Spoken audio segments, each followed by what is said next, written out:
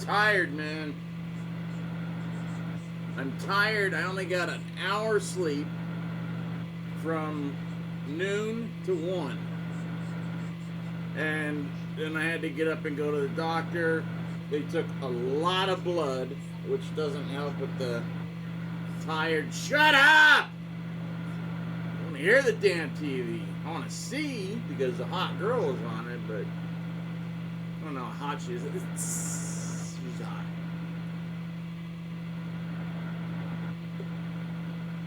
Alright. We've all seen this. So this was there. This was there.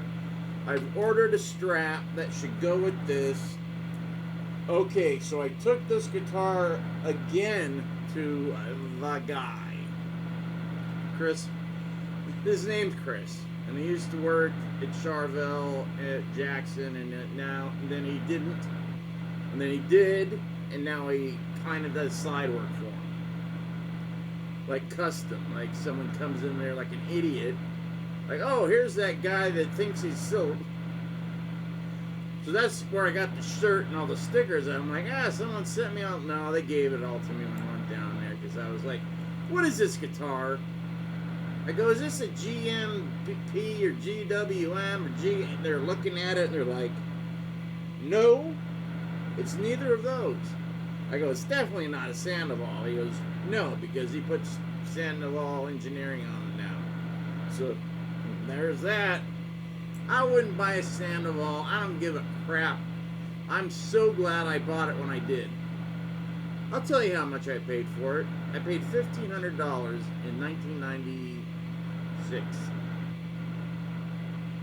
And that I thought was ridiculous. But then I paid $1,750 for the Jackson, and it's number 3, and it's perfect. I'm just getting back at somebody that said something about perfect guitars and all that crap. It's all in the eye of the beholder, and I behold 150 guitars and basses, and about 50 amps, and about probably going on 300 effects now. And I never used effects. And right now I'm only using the Zakk Wylde, whatever it is, overdrive and stereo chorus EVH. Nothing else. And then on one of the Marshalls, because they're combos and they're old, one's older than the other.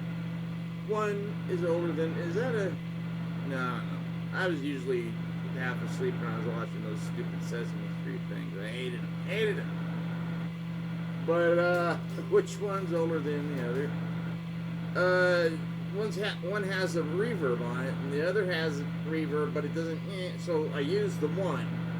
So one is like cranked and just overdriven killer, and I'm using the friggin' overdrive. And the other one is set to sound like, Angus Young, a good Angus Young, like Highway to Hell, Angus Young. That's a good growling, just a Marshall crank, but not just totally cranked. There's so many different, good sounds, but to me, the best sound is, and I don't give a shit what anybody said. There's a guy going, guy probably bought the Plexi and then just got it screwed up. But you can screw it up by going to a guy and having him mod it, and it'll sound like crap, and then you're screwed. I took a big chance. I didn't take a chance because I didn't know what I was doing. But when I bought my first good Marshall, because the first one I bought was a black Plexi that had been made white with shoe polish, and the thing of shoe polish was sitting right by the amp, and the guy's like, I go, so that's a white, it came that way? He goes, yeah, it's white shoe polish right next to it, you ding. I go, there's white shoe polish. He goes, oh, I was just touching it up. Yeah, touching the whole thing up. Anyways, it was a 50-watt Plexi, sounded like dick. Sounded horrible. Plus, I still had it in my head that I had to run the MXR Distortion Plus, and I had the 10-band EQ MXR like Randy's, which is, what he sounds like, a razor blade. It mellowed out on Diary, but that's because they tuned down and he turned down the, because he knew he was getting plenty of overdrive with his modded Marshalls, and he used a Variac. He could have sounded exactly like Eddie Van Halen, but it wouldn't have sounded like Eddie Van Halen. It would have sounded like Randy Rhoads playing through Van Halen's. That would have sounded so good.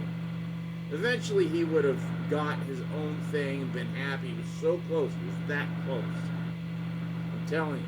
Because I went down, I'm not going to say where they used to rehearse for the Diary tour, but there was a place, I'll tell you where it was in San Bernardino. If anybody knows, tell me. I know. Well, probably weren't living out here, but I was. I knew where they were doing it, so me and my friends went down there for like 3 days.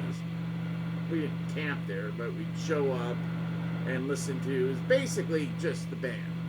And they were testing out things, testing the effects, putting up the small stage and the large stage, and then the band would go through, a lot of the, stuff they never played.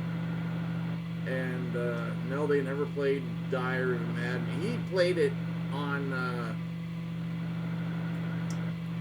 He played it, but he was just messing around, on his Les Paul. But they never played the song. What did they play that they never? Oh, SATO. So they played SATO because the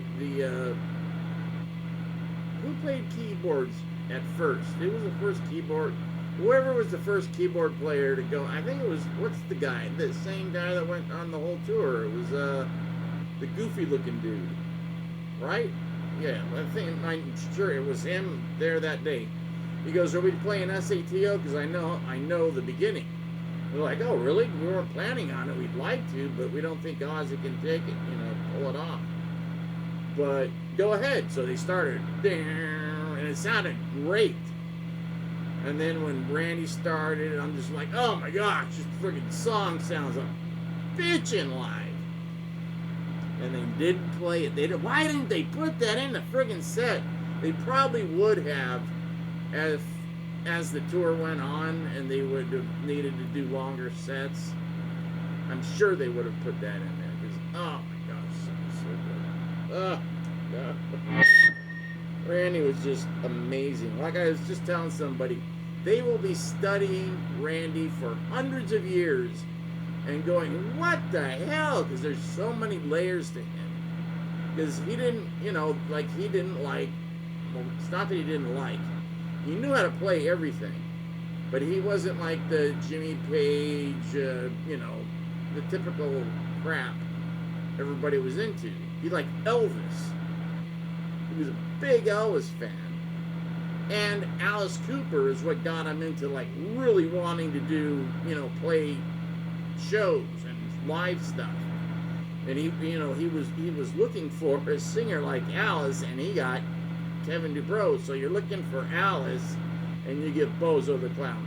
Sorry, Kevin, but you did look like Bozo the friggin' Clown. And the way he acted didn't help either.